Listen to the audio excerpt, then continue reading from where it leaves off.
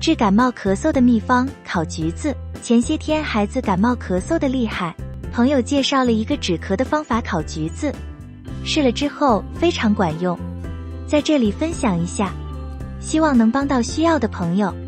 我今天用了4个橘子。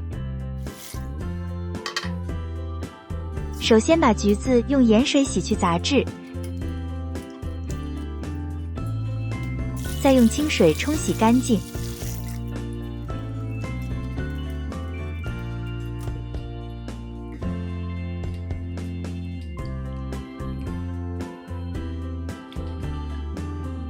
我用的是 Ninja Air Crisp 档，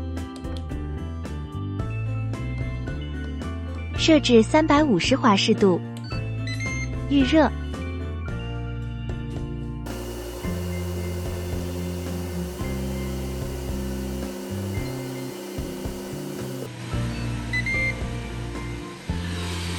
预热好后，把橘子放入烤盘中。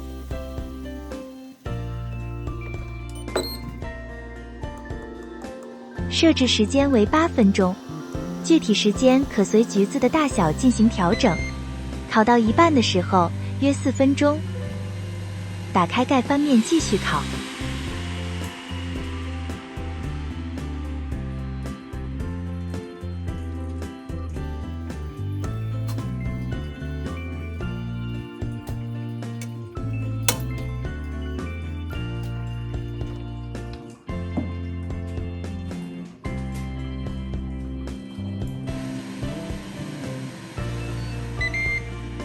8分钟到了，把橘子拿出，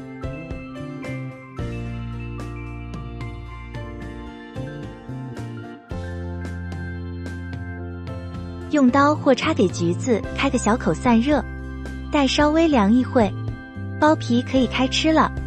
橘子的外表橘红色的部分是橘红，是具有中药功效的，适用于外感咳嗽、喉捏痰多、胸闷的人。在烤橘子时，橘红中的油向四周喷射，所以也会喷到橘肉中。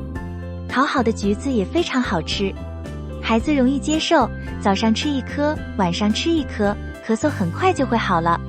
你可以试试哟。